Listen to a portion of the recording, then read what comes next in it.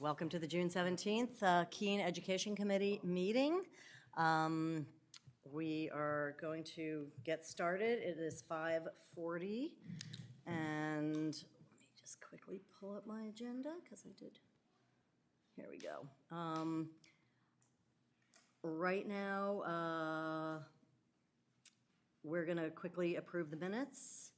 Do I have a motion to approve the minutes of May 13th, 2025? So moved. Wait, are we? Yeah, we have. Okay, good. Just want to make sure we have a quorum. Like, where's Rory?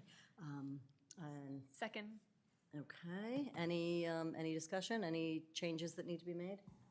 No. Okay, all in favor? Okay, that will pass 4-0. And I'm going to start public input at 5:41. There are 30 minutes. Is there anyone in the public who would like to speak right now? Okay, I will leave it open for 30 minutes at this point, and we are going to jump ahead of the agenda to Mike Smith because he has a 8th grade dance to get back to. Is that correct? Nice.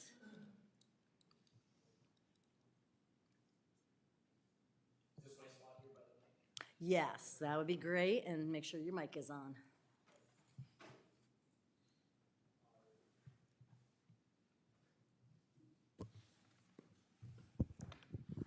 All right, so I'm just going to give a quick update on where KMS stands with some of our academics. And we can go to the next slide there. I'm going to be really frustrating because I linked to a presentation in a presentation. My apologies. So everyone knows we have, each of the schools have these scorecards, so you can click on that. Thank you. And so quickly going through, I just want to outline where we were at the beginning of the year as we go to that first goal. So obviously this is aligned with the strategic plan. That's what all the schools were charged to do. So trying to determine for the first time what our goals were going to be. We obviously wanted to see an improvement in our SAS scores, and you see some of our strategic actions there, from walkthroughs, improving instructional practice, to data review, starting to use AimsWeb for the first time, so we had moved away from ExactPath. Next slide. Special education outcomes we wanted to improve, and I touch on it later, but we are on the ASTI designation for 2 of our subgroups, the economically disadvantaged and our special education. So obviously that was something we want to improve overall scores, but targeting those specific subgroups as well. So that's where the second one came from. Next slide. Safe and positive environment. I know a lot of schools were doing this one, trying to decrease truancy, and so we were targeting absent unexcused, trying to decrease the total number by 15%. And the idea being you could put the best curriculum in place and the best instruction in place. If kids aren't in class to access it, then obviously they're not going to see the benefits of it. So next. This was baseline data in terms of safe, positive, and inclusive environments. So our assistant principal, Mr. Margaitis, and our behavior interventionist, Mr. Halfpenny, really have been finding ways to collect a whole bunch of information and data on students so that we can respond with appropriate interventions right away, like just determining how often students have, say, been in the office, or when there have been reports from teachers that didn't necessarily result in an office referral. But again, the idea being quicker interventions. Next slide. And baseline for students and how students are doing in terms of having a trusted adult in the building and just kind of the climate and the feel among students. So I'll speak to both of those, actually all of those really quickly. And so if you can go back to that original slideshow, and then we're going to stay on that one, I promise. So these are some of the things we did. So in terms of the instructional practices, and this was to improve instruction and get scores up and improve academics, we did what were called walkthroughs. So when admin went through certain classrooms, we had a form where we just kind of kept data just to determine like where we were with instructional practice and how we were going to target professional development moving forward. So that's some of the things we see. Direct instruction, we saw 32% of the time. Guided practice, 30%. Independent work and practice among students, 37%. Formative assessment and graphic organizers, you see 22 and 25% respectively. And really what this was, and we were very clear with teachers, this wasn't tied to any specific teacher or grade level or cluster, just a quick snapshot of the building. And it's a way for us to target PD. So also clear with teachers that this is just a snapshot. So if we stop in for 5 minutes, that doesn't mean there wasn't guided practice. It just means in the 5 minutes we were there, we didn't see it. But one of our goals going into next year, and with the admin retreat coming up next week, we're going to be updating our scorecard for next school year, and we'll be using this data there. So we obviously want to see more guided practice, for example. We want some of those numbers to go up. So that's just an example of how some of those action steps were aligned to those big goals. We can go to the next slide there. And this is that student survey that was mentioned on that last goal. So I just have a few slides after we did it, and we shared this with the faculty. So I feel safe at school. And just so everyone knows, 5 is disagree, and 5 is strongly disagree, 1 is strongly agree. So we were happy with I feel safe at school. Obviously, you want all of it to be to the left there, and so we still have work to do to improve some of those numbers. Next slide. I feel like I belong at KMS, same kind of thing. Again, we still would like to see improvement with some of the numbers on the right side there, but it's definitely skewed in the right direction, right? Skewed to strongly agreeing that they belong. Next slide. Students treat students kindly and fairly at KMS.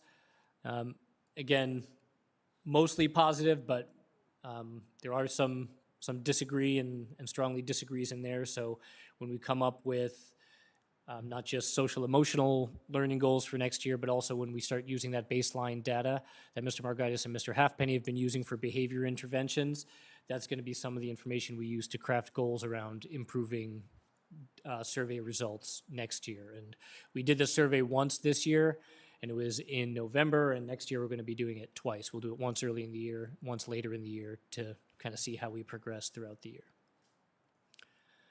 And the trusted adults, and that was specifically stated in that goal on the scorecard. So again, we're happy with that. There is a small sliver there of students that don't feel like they really have a trusted adult in the building, which obviously we want to eliminate, but 5 or more, so 45.5% students feel they have 5 or more trusted adults in the building. That's huge. And so most students overwhelmingly feel they have at least one, if not multiple, adults in the building who they can trust, which is great. So then just speaking to our ASTI designation again, we've been on it since fall of 2022. And like I mentioned before, for the economically disadvantaged and special education subgroups, and that's just how the state measures it and how they determine whether or not we stay on ASTI or are removed. It's achievement, growth, and equity. Next slide.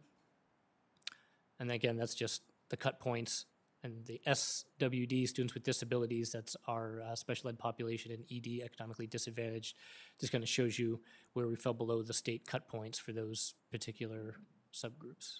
Next. And then those were our SMART goals around that. So what this means is we have our scorecards, but then because of the ASTI designation, we also had to create a plan that we submitted to the state for how we plan on getting ourselves off of the ASTI designation. And the great thing was, by and large, there's just a lot of overlap because the scorecards were all about addressing the needs of those two subgroups and raising scores overall. So that first goal is exactly the same as one of the goals on our scorecard. And the second one was around behavior data, which is good because, again, on the scorecard, we were collecting behavior data this year as our baseline to move forward with.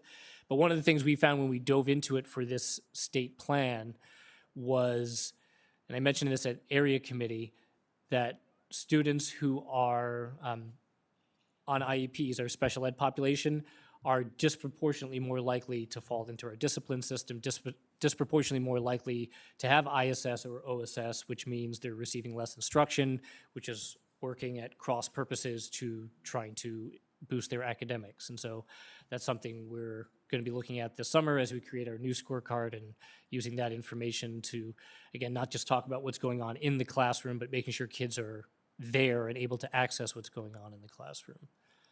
Next. And that's just a screenshot of a level. We called it originally a level 2, and I'm just giving a quick outline here. We have some teachers over the next couple weeks putting in some extra time to create a class at each grade level that for now is called a level 2 class, but we're going to come up with a better name for it. But essentially, we're looking at students who are 25% or below in their Ames Web scores for reading and math, and we're going to cross-reference that with SAS scores. And we already have a reading and math class in each cluster. So that's 2 clusters per grade level. We already have co-taught classes for each of those content areas. And so we're going to hand select and hand schedule those students most in need of those supports. And we're going to really focus on priority performance indicators in those classes, and also work in some specially designed instruction from special educators, and kind of spiral back to a lot of our remedial skills to make sure those kids are constantly going back to those with the intention of closing the gap. And that speaks to the ASTI designation, because a lot of those students are going to be our special ed or economically disadvantaged, but not all of them. Really, we're targeting anyone who needs what we have determined as more support, but it's definitely going to overlap with those 2 groups, those 2 subgroups. And that will be their English language and math class, or in addition to a regular English? Yep, class? those will be their classes. Those will be their Yeah. classes, okay. But we're being very clear too, like what would differentiate it from, say, a foundations class, right? Because I think there is some concern, because I know the high school is moving away from foundations classes. So this is hitting grade level standards, and the idea is to close that gap. And it's only in reading and math. So the idea is not to kind of create this whole separate class. We are still hitting those grade level indicators. Great, super. And SAS testing.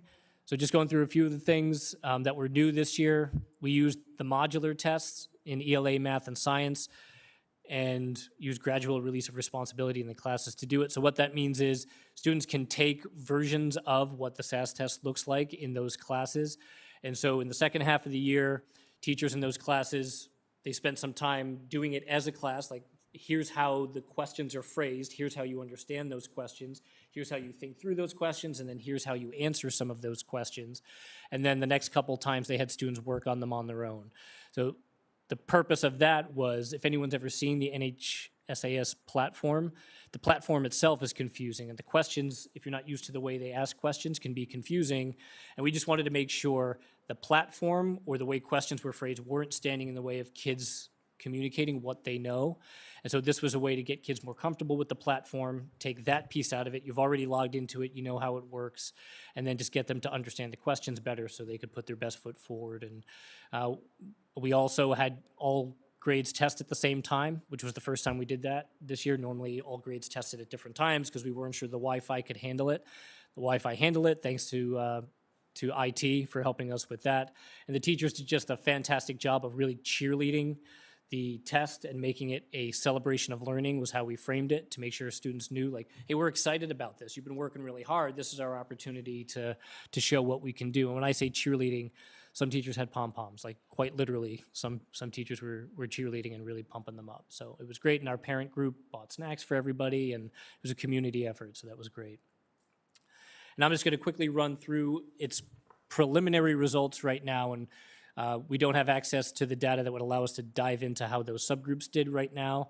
But for ELA, you see increase in proficiency rates from last year to this year. Next, you see math, I believe. So we saw a good increase there in math. And next, huge increase in science. I mean, we more than doubled proficiency in science. And some of this information, Rob Millay kind of really dives in for each school. And he shared some of these graphs with me, and I shared it with my staff. And so you see the 2025 cohort in math. So that means the current 8th graders, how they've done the past few years. And you see they have increased, and they're working in a positive trend as opposed to the state numbers, which are working in the opposite direction. So we're very pleased about that. Next, you see The percentages, are they the percentage that are proficient? What are the percentages? I'd have to check those proficiency numbers, because that's what the previous slides showed, like the percentage proficient. It is proficient. And the previous slides, level 4 is where, well, 3 and 4, you want to make Level 3 and 4 together are proficient, yeah. Once you hit level 3, you're proficient, yeah. And so just cycling through again, reading cohorts. This is our 8th graders, how they've done over the past few years. Next. So for in math, you see, what's that? Cohort data, yeah. Going up, so we're just going to cycle through that a bit more. Next. Right, this is tracking that particular group, how they did in 6th grade last year and 7th grade this year. So you see a marked increase in the school proficiency rates, whereas the state has stayed fairly level. And then I think I read on the Great Schools website or one of the websites. The goal is to have 60% proficiency rate. Is that? I think I read it on one of the websites. One of our websites? Yes. Where the goal is to have 60% proficiency rate, and I'm just wondering if I'm remembering that correctly. I'd have to check. It could be, I know that we tied some of those into our strategic plan, and then, but it wasn't specific like that. And then each building made different goals, so I don't know if I can answer that correctly. Go to the next one, Ben. Again, reading cohort for this year's 7th grade. Again, they've gone up, whereas the state has kind of stayed level there. Next. And these are our current 6th graders. So with the math, we have a little bit of work to do with the 6th graders going forward. Next slide. And you can't see, but the dots are on top of each other, so we're at where the state is with our 6th grade reading scores. Next. And again, so this is actually over time, like those grade levels over time, so this is not cohort. So you see positive trends all around, regaining ground lost, and so these are specific to math, and go to the next slide. I know there's a lot of data here. Reading, again, when you look at 2025, almost across the board, all of them are going up. And so we had our best test scores since COVID hit. And again, proficiency went up in each of the content areas. So it was a big win for our building and all the hard work the students and staff put into taking the test seriously and preparing kids, not teaching to the test, but just teaching the curriculum all year and then translating that to the test. So our next steps, all of this data we're using to create our scorecards for next year, and that's something we'll be presenting at the admin retreat next week. And following the same process that all the schools are following with those, we'll do regular check-ins throughout the year, see how we're doing with the new goals we create based on this data, share that with staff, get feedback throughout the year, and that's how our progress will be guided throughout the 25-26 school year. So overall, we're very pleased with the positive academic trends we see at KMS. And that was my last slide there. You don't have a question slide? I don't. Next time I will. We'll have a cool little graphic. Any questions? It's like you guys are doing some really great work there. Yeah, really proud of the building. They're doing a great job, working really hard. I think we're all set. All right, thank you. Yes.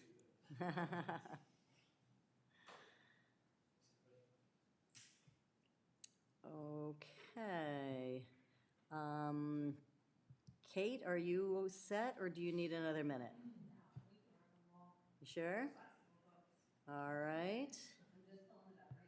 Okay.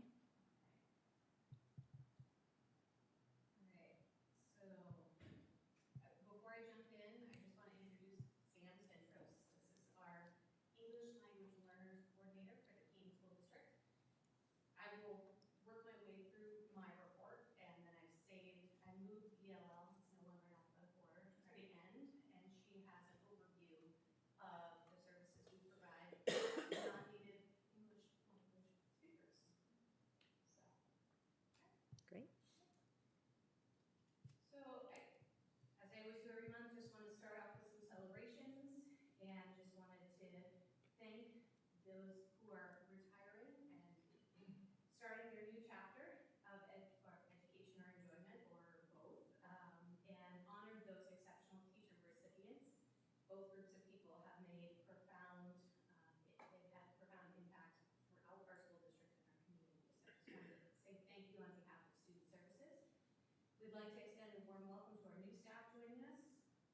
and we'd like to acknowledge our recent graduates, recognizing their hard work and wishing them their very best.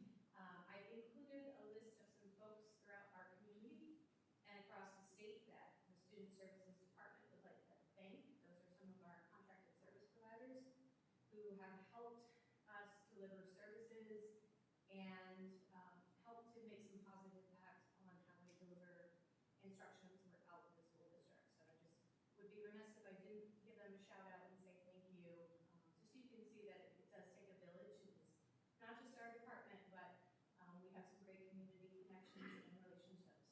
So thank you to those folks. Page 2 then is just an overview of health services. It's been kind of a quiet month for our school nurses, but we have scheduled our annual audiometer calibration, which is a critical step to ensure the accuracy of their hearing screenings. That will take place in August. We're actually planning our flu clinics for the fall already with Chester Medical, and in an ongoing partnership, we'll continue our vision screenings with the Lions Club. Paige, I did follow up on your request or your ask of the last Ed committee, and thank you very much. I had a great conversation with the gentleman who sent me to. Great. So they're great folks. Yeah, and they're such a gift for our school community. So I'd like to make sure we maintain that relationship. Communicating intern services, so our students experiencing homelessness. We have just started working with the state. Thank you. The state has recently rolled out an adoption of I4C 2.0, which is a data management platform designed to enhance the identification and support of our students experiencing homelessness. The state is hoping to gather some baseline data as to the number of students who have been found eligible for being able to receive homeless services. They're looking to track that information as to whether or not the current living situations change throughout the year and how many students may secure housing at what point throughout their educational career. You'll see brand new data that I'm able to pull off of this fancy platform. And the number of students experiencing homelessness is primarily, we see that primarily in our pre-K and elementary school students. There's a little dip in middle school, and again, our high school students, which is often those who are unaccompanied youth, who are doubled up or attempting to work towards their diploma or certificate of attendance by themselves.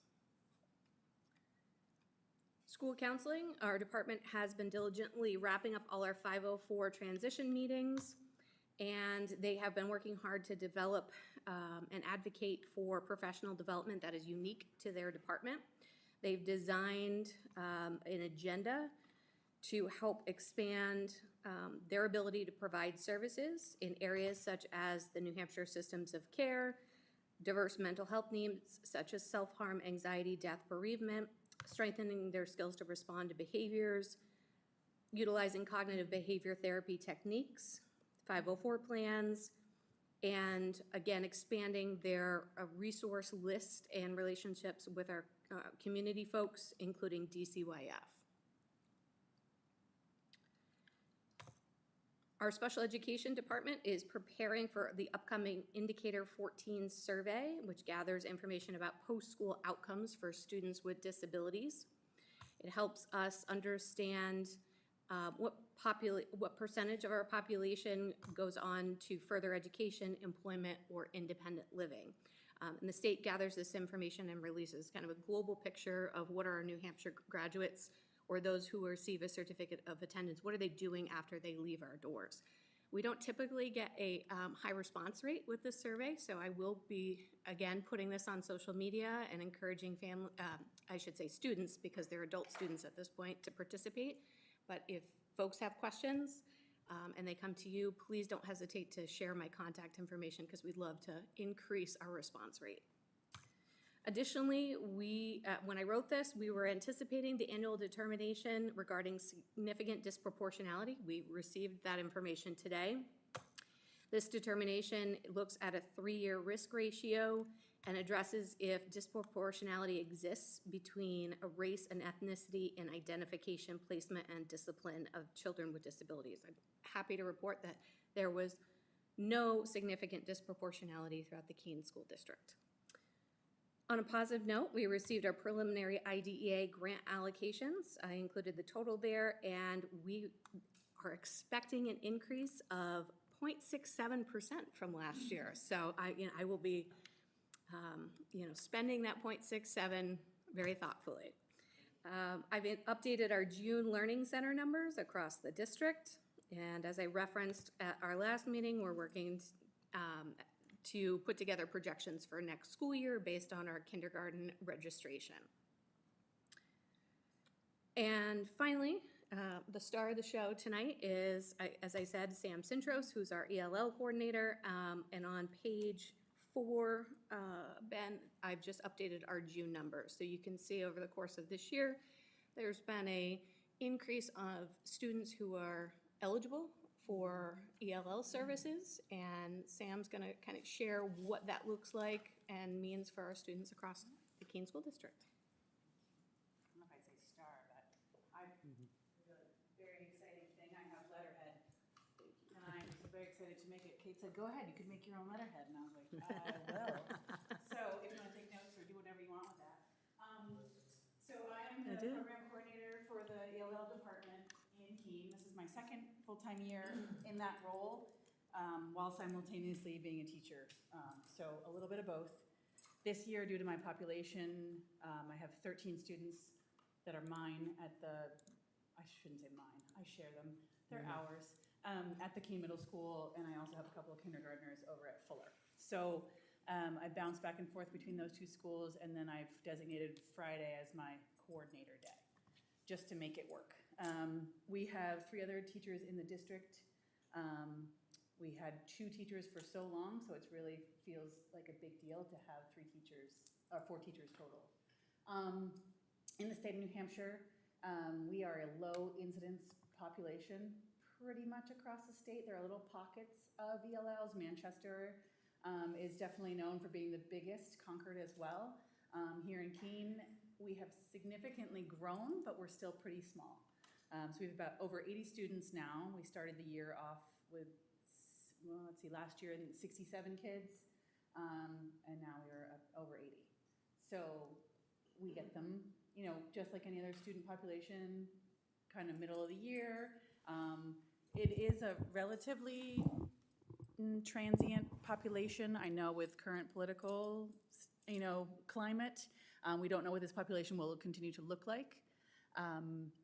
There's a lot of information there. The state of New Hampshire only has about 5,000 English language learners across the state. You can imagine that way up in Coos County, you might have fewer, but there's little pockets. And our population is particularly diverse here in Keene. If you want to go to the next part. So I mentioned there are 6 schools that I'm focused primarily on the Keene schools, so our 4 elementary schools and Keene Middle and Keene High. It mentions periods of instruction. A student is evaluated based on an assessment called the WIDA Access. A lot of acronyms there, but it tests their language skills in the 4 domains of listening, reading, speaking, and writing. So every student receives an annual score. That helps us to know what instruction they need. It's not the sole thing that we use, but it's definitely a guiding force. And the periods of instruction refer to where a student falls in that rating, from 1 being the bottom and 6 being the top. A student will test out of ELL services at a 4.5 in the state of New Hampshire. Some states it's 5, some states it's 4.2. We're at a solid 4.5. So every student is entitled to 1 or 2 periods of instruction. We've delineated that as like 30 minutes. So the lower the student, the more services they receive. We have students who are dually identified in the special ed department and also as English language learners. Neither supersedes the other. So they may receive their special ed services in addition to their ELL services. What happens when a new student registers in our district? This looks like any family that comes. We give a home language survey And through the state of New Hampshire, that has been translated into, I believe now, at least 12 different languages. We still need more. And it's given to the families. Usually it's given in English. My push is to have it done as an interview, but we haven't gotten there yet.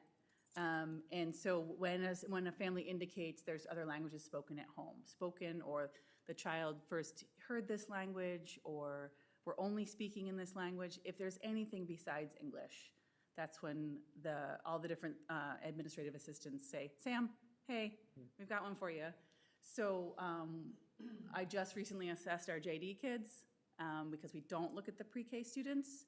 We don't provide services to them, but I'll assess them as incoming kinders and know where they're going, what kind of services they'll need. We had a small batch of, I think, just 5 kids this year, but gives us an idea of who's coming in. If it's indicated that they do speak another language at home, we go through it looks very convoluted. It's hard to get it all into one page, but it's a if this, then that kind of chart. So if they indicate yes, we will give an assessment. It's a screener. When the younger students, pre-K and kinder, sometimes even incoming first graders, will just look at their listening and speaking skills. Even the screeners are particularly challenging. I find that if I gave it to a native English speaker, they might be challenged by it. So it's always interesting to see who qualifies and who does not. And that same rating, if a student receives a 4.5 or above, we say, oh, you don't qualify, that's okay. And they just, continue on with registration. A student is, we try to get, if it's in the middle of the year, we have 2 weeks in which to give that screening. So the child is registered as per, normal registration. And then either the teacher at that school or I'll jump over to a school and assess a kiddo to make sure we get them services as soon as possible. Yeah, that's one you might have to look at a little more in detail there. But this is our district's policy. It has been in place for a long time, and I'm just working to get it to the point where we make sure we're getting all the information. If you're handed a paper in English and you don't speak or read English, it's a little challenging to answer those questions. So as a district, we're looking towards getting everything in the first language. I mentioned earlier, there's 81 English language learners in the Keene schools.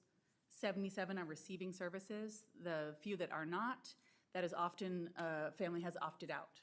They always have the opportunity to say, no, thank you, we don't want our child to receive services, and that is up to them. We will still, we're supposed to, through the state of New Hampshire, still test that student, but at the high school level, you can't say, you must do this, so there are high school kids that just didn't show up, didn't do it. It's like, okay.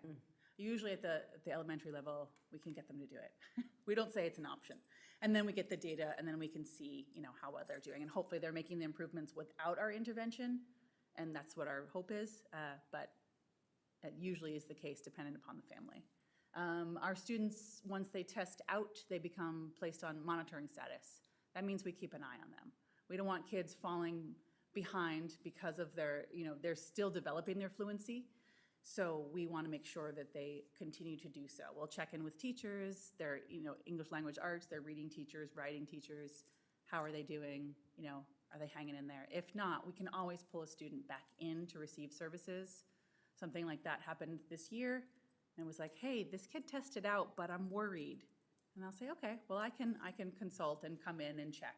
And that's always something that we will do to make sure our kids are doing well. And the last year we started with 66. So it's a big jump in just 1 year. These are the current languages spoken by our families, our students. This is just this year. So you can imagine, everyone says, well, how many languages do you speak? Say, 2. We teach in English. Our language of instruction is English. It looks differently at different levels. So, but quite a variety of people from all over the world, which is wonderful. Here are students currently receiving English services. The colors are tried to be based on the school colors, but it doesn't always work that way. So our largest population of the elementary schools is still Franklin, which used to be our magnet school. It's no longer, children can receive services at any elementary school. There just happens to still be a large population in the Franklin neighborhood. Simons is the number 2, and that's a growing population as well. And Fuller and Wheelock also have kids, just a smaller group. All those kids funnel into KMS, obviously, so sometimes I get them as they've come through, sometimes they've tested out before they come to me at KMS. And then the high school level, we often have a lot of brand-new kids, newcomers to the country, so. And here's based on their periods of instruction. So the numbers there are how many periods of instruction. So there's overlap clearly with some of the groups, like you're going to have 3 kids together in a group to receive instruction, and that will be dependent upon their level of fluency, what they really need.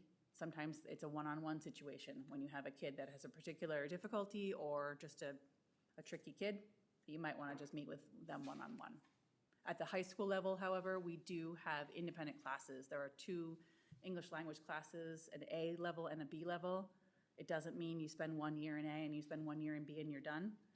It sort of moves with the flow of the classes. So even within those 2 classes, the disparity of fluency can be challenging.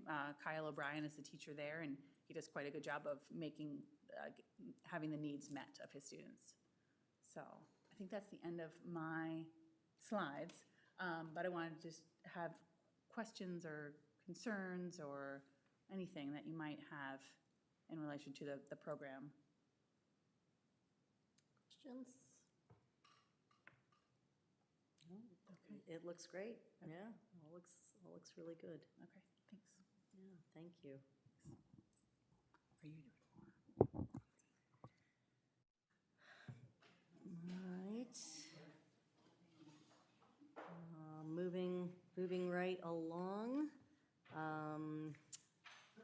Let's move on to field trip requests.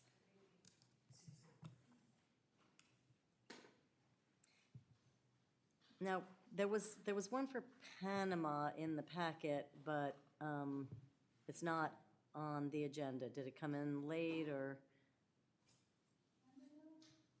Panama?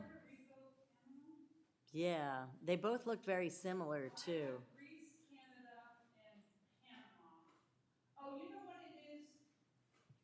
They changed their destination. Okay, all right. Remember, it was the health science. Yeah, I thought it looked like a very similar trip. They changed their destination and put more health science in after all these questions. So Puerto Rico is Panama. Puerto Rico is Panama. All right. Yeah, that's the Brianna Thompson one. Which one would you like to start with? Looks like Greece is first. Wait, no, Puerto Rico's Puerto Rico. Puerto Rico's Puerto Rico? It's supposed to be Puerto Rico. My apologies. It is Puerto Rico. Okay, I have Greece in my hand. So let's start with Greece. okay. Greece is for a June, and I just sent an email off to confirm that. It's June of 2027. It's a new destination, so Keene High has not been to this trip yet. It includes a cruise on the shore excursions in Crete and Santoria and Mykonos. This is coming forward through the social studies faculty who are among our most experienced travelers. They've listed their competencies or learning objectives. You can see that in the plan. Each kid is at 4,500, and they put together how they would go about fundraising for a trip 2 years from now. So Jody Valero, who's one of our most experienced leaders, is the author of this trip. It says transportation arrangements say round-trip flights to and from Ecuador. So not sure that, I assume this is, they just kind of were reusing this, and that should say Greece? You know what? That would be my assumption. Okay, I was gonna just try and pull it up from Explorica, because I saw the Ecuador down there. I think they didn't clean up the bottom, because this is the one they used for their last trip. So I'm assuming that's supposed to say Greece. okay.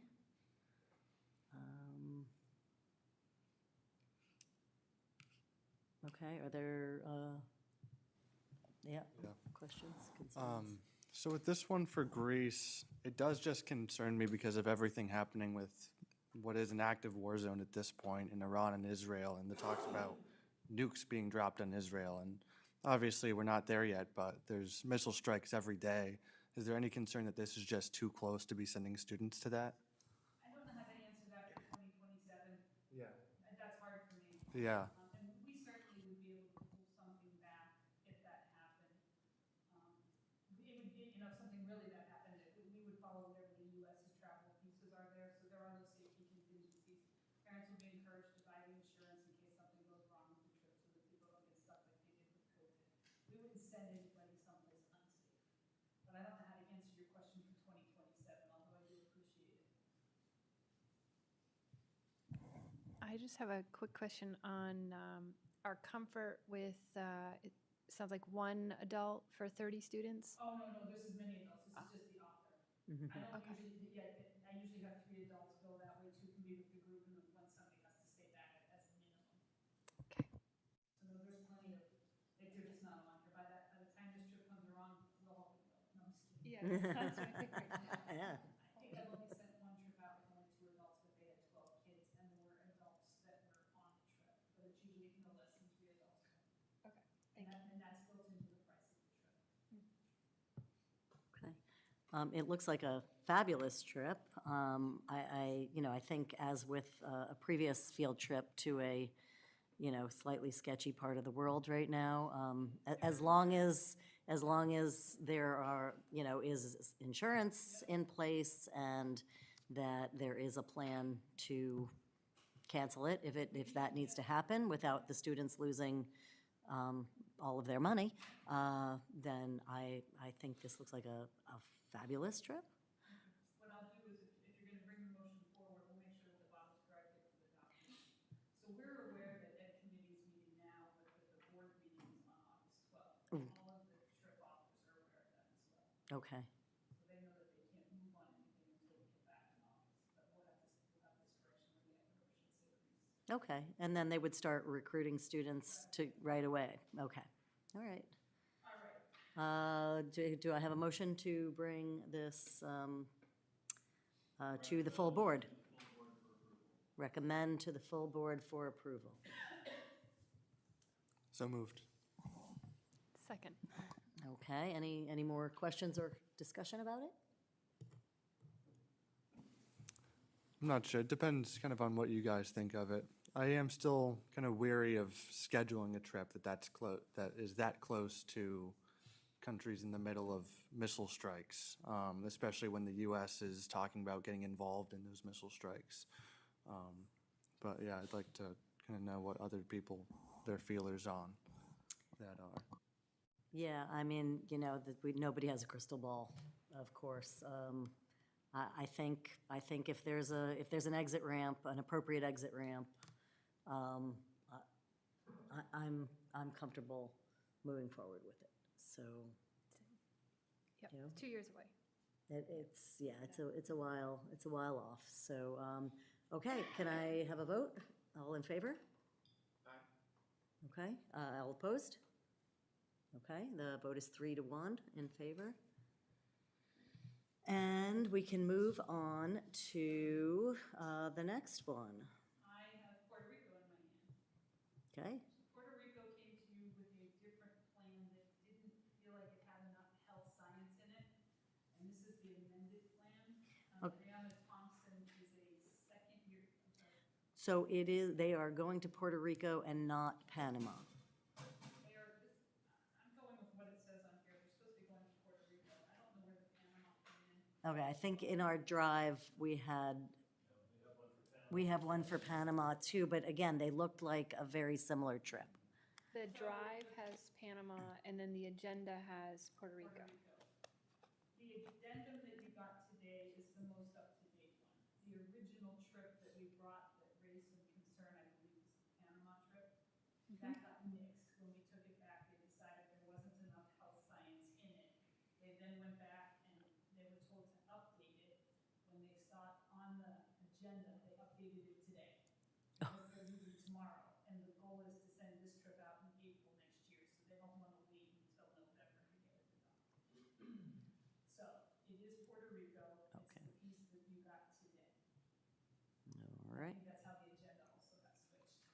And who's And who's you look leaving? on, it's gonna be hard for you to see, because I can find it hard to see, if they highlighted the additional So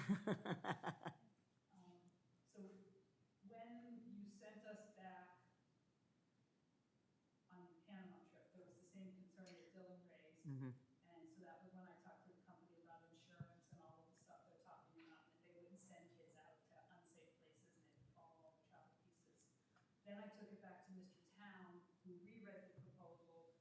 He thought it was a Spanish trip that Brianna was helping on, not a health science trip, and he required her to go find more health science. And so that's how this has transpired into it. This really is a feature for the health science kids, so it'll be our first Cheshire field trip. So the expectations are they'll be doing a lot of learning pieces, and if the Spanish students choose to join them, then they'll be learning how to do that piece as well.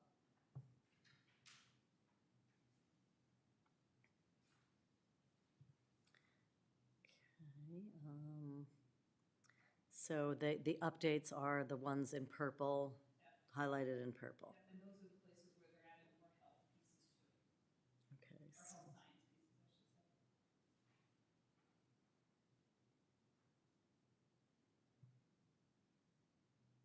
And then they added the health science competencies on the last page. That's probably where, I don't know if you care which center they're going to as much as to know they have the competencies put in the trip for the kids.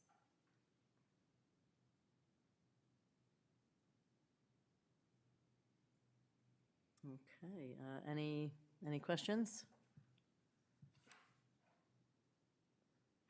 So Brianna is the author of the trip, and she's right now being joined by Erica Catley, and Erica's an experienced traveler as a teacher. This will be Brianna's second trip, but her first to be the lead author on. And there'll be, again, as the numbers go up, Paige, More. the chaperones will go up as well. So the purple part that I'm looking at just says, wear good walking shoes, wake up.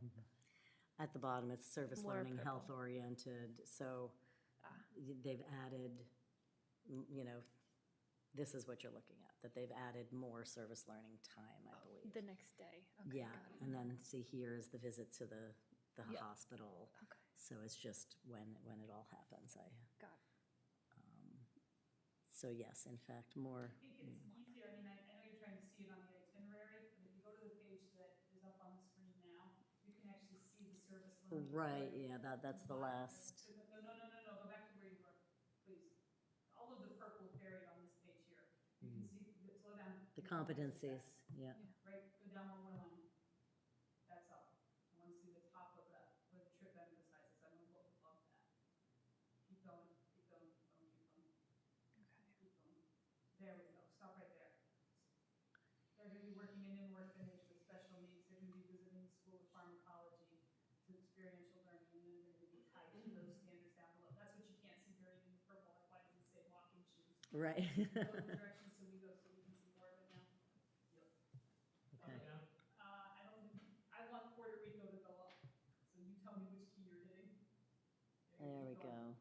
So then they're also, so stop right there, they're also going into a nursing facility, therapeutic service and support care, which is the direct patient interaction. So that's what's buried in the purple that we got added to it. Okay. And I think you mentioned last time that they're sort of overlapping, so the Spanish club is going We'll to have to do learn the health. side, and Right. the health kids will have Yeah. to learn the The cultural side. Spanish Yep. side. Yeah, it's not two different trips on the same plane, they're all gonna be doing it all All together. together. And we have a number of students that cross over. Ah.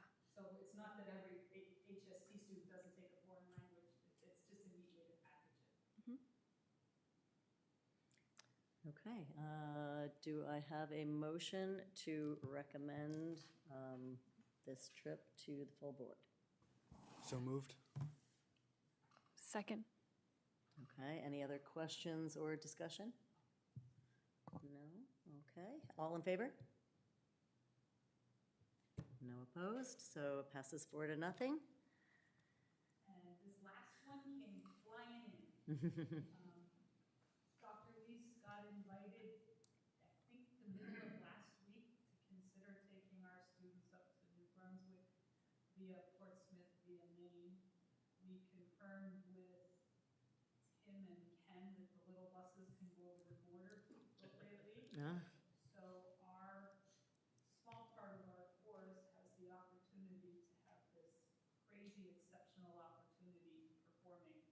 going up the coast, and then doing a little sightseeing across the border. At next to no cost, because they're gonna be housed in hostels as a part of the trip, so they just have to cover their own food and whatever fun things they do, the whale watching, stuff like that. This looks like a lot of fun. You know, I'm Yeah. watching what he's pulling together for our students, and it's absolutely remarkable. Yeah. Every single weekend, he's got groups of our kids going, sometimes affiliated with teens, sometimes affiliated with the community. What a rich experience he's been able to create for us. Uh-oh, George is coming up. Okay, anyone have any questions, comments, concerns? I just have one question, sort of overall. So this one you signed, but you didn't sign the other two.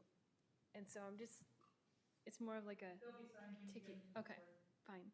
They're signed in our book. These Okay. just came over electronically, yeah, no. But that's a fair question, usually I do sign them all. So, I'm pretty sure I have them signed in the book too, but you'll have them when you go to the full board, the one corrected, and my signature on all of them. Okay, can I have a motion to recommend this to the full board? So moved? Second. All in favor? Passes 4-0. I just had a quick note on that last trip. That's in October of this coming year, so that's coming up quickly. Dr. Leese might want to tell his kids that don't already have passports to get that process started now, because if they wait until we vote on this in August, it might be too late to get approved. I'll get that message to him. Absolutely, yeah. Thank you. Thank you as always, I'll make sure your packet's set for the board meeting. Great. Thank you. Okay, moving right along. CBE update, and obviously Brian's not here. He did submit something to the packet. Is it in the drive? It is in the drive. It's like CBE next steps, I think it was. It's the rainbow one. Oh, there we go. Yeah, an update from the committee.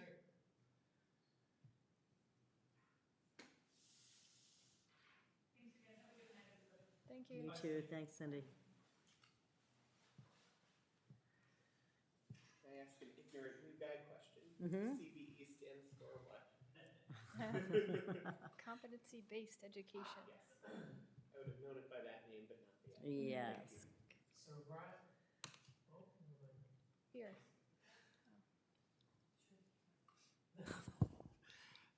So Brian, he connected with me and just basically we were putting this in the drive in advance for the board to kind of review, get some updates on. And then if you have any questions, can try to answer them if they're within my domain. But if there's something Brian's working on, I can follow up with him as well. Okay, I have one question. Initially, the CBE committee was supposed to stop meeting in May or June. It was going to be their last meeting. But at their last meeting, I know they spoke about doing surveying elementary school teachers in particular. And I assume that the committee will then look at that. I mean, I assume that the work of the CBE committee is not, in fact, quite done yet. That is correct. Okay, all right. I believe. Okay. I believe the intention is that we're working to leverage that committee's work along with some other committee's work to form a different committee that is more longstanding. The CBE committee was put together for the sole purpose of shepherding the work as it was starting for the first time at the elementary level and at the middle school level. So now that the work has moved on and the needs have evolved, so have the expectations of the committee. So we're working now to kind of reframe what that committee is focused on and leverage it to support not only student data, but also for staff professional learning needs. So there's not a lot of answers yet, but I will say the work is not done for the committee.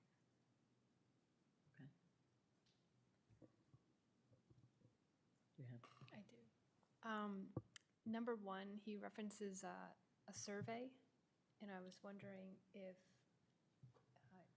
we could share that with the board here.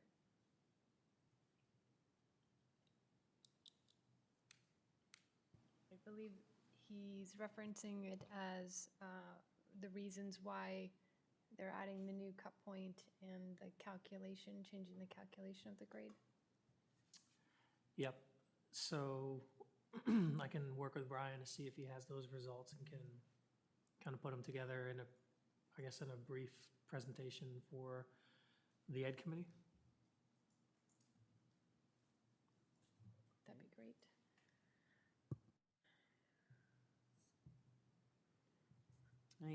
Any questions? No?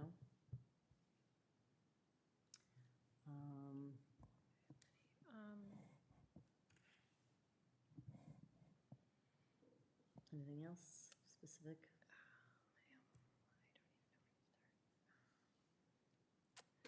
So I guess I want to understand the calculation. He says that we're going to use the most recent / last entered score. Does that mean that the grade for the class will be based on one grade?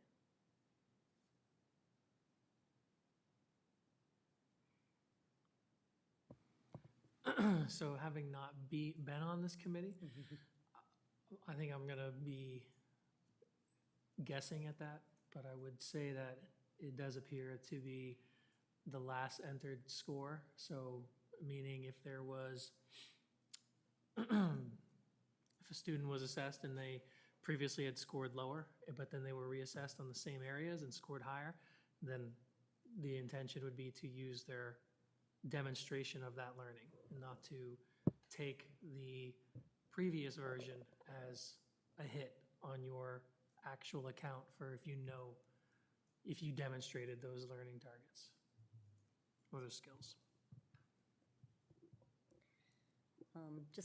Just one quick question, and you are the administrator for the 4 elementary schools, yes? Okay, that in Keene. What is your sense of, we're 2 years in, there have been changes along the way. How are you feeling about the direction we're moving, the progress that has been made? What do you see moving forward? Is there anything that you see that we need more of, or that we need less of, or we need different? Yeah, so it's been a journey. I would say when we first started this work, I was pretty heavily involved with Brian. We were visiting every school, making presentations. Principals were following up with presentations. And there was a lot of nerves being hit, and teachers were pretty stressed on the unknown. And that's speaking specifically for elementary and middle school. I'll say the shift happened once we actually implemented the competency-based education system and teachers began to actually do it. We started to have to put in some more hands-on practice. So we were providing professional learning on here's how to enter the scores into the rubric. Here is what the calculations will show based on what you input. Granted, that's been shifted some, but the teacher's level of comfort started to become more and more comfortable to the point where I'd say this current year, it hasn't even been a topic. It hasn't come up to my level as a stressor point. Not to say that teachers aren't feeling any kind of anxiety or stress with it, but a couple of years ago, it was pretty prevalent. I mean, we were having conversations all the time, doing presentations, but it hasn't come up lately. And I think that's been because principals in the buildings have taken on a great deal of that confidence building with their staff, specifically at the elementary level. Middle school has Mike Smith, who also is pretty passionate about shepherding this work. So I don't feel that there is a level of stress around the concept. However, I do feel that we need to continue to provide professional learning once this is figured out, because it's still moving a little bit, and once it settles, we need to target some time and some learning so that staff can get to feel comfortable with the direction we're going in. And the last thing I'll say is that that CBE committee is a pretty good cross-section of teachers, and we don't necessarily have that large of a committee making decisions outside of the portrait of an educator committee. So it is a good sampling of the voices across the SAU, and it's not really driven by administration. It's mostly by what the teachers in that group feel is best based on their stakeholders. Okay, thank you. I would tell you if I felt it was a stressor point at the elementary levels, but it hasn't come up this year in particular. Okay, thank you. Any questions? Mike, Dylan? No? Okay. All right, let's see what else we got. Wait, I Oh, do have one more question. Okay. Because number 4, can you elaborate on number 4? I wasn't understanding the language. I think it has something to do with what's happening in number 3. Okay. I can attempt to. It's quite vague. Okay. But I know that they've been so recognizing achievements such as like honors and things of that nature has been something that has been a topic of conversation, especially at the middle level. And I do believe that this is what that's speaking to, is how to still recognize those types of achievements within a competency-based system. And that's what I'm gathering that statement says. I will put a disclosure that it's based on that one sentence I'm telling you that now. Yeah, I think my recollection is that it was something to do with like the roll-ups, and then okay. Maybe we'll just follow up with Brian on that one. Yeah, without more detail and context, I think it would be, Brian could speak more to it if that's not in fact what that's speaking to. Yeah, it was like going through Power School and being able to calculate, yeah, exactly, honors and all of that. I remember that conversation from the last committee meeting. And then sorry. No, go ahead. Back to number 2, the calculation method.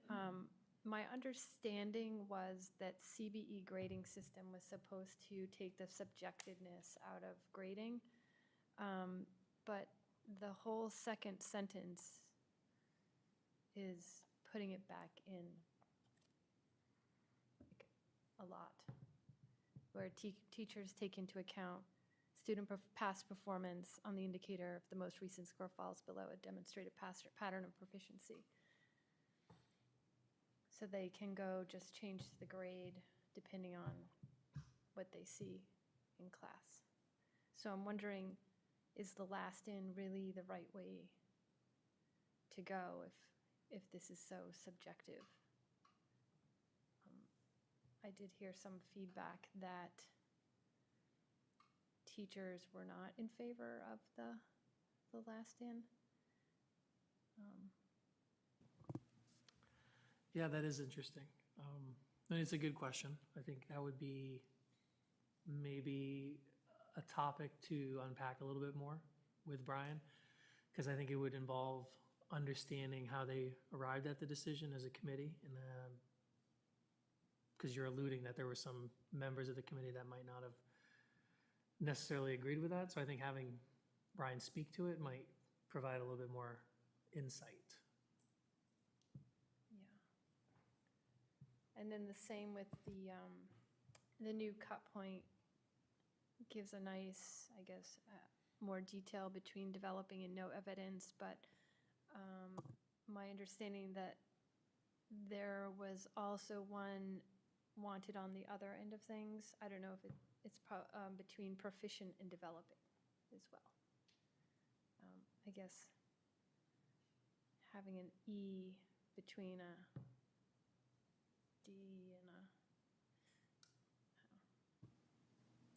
That was That was also some feedback through the committee? Or, no. okay.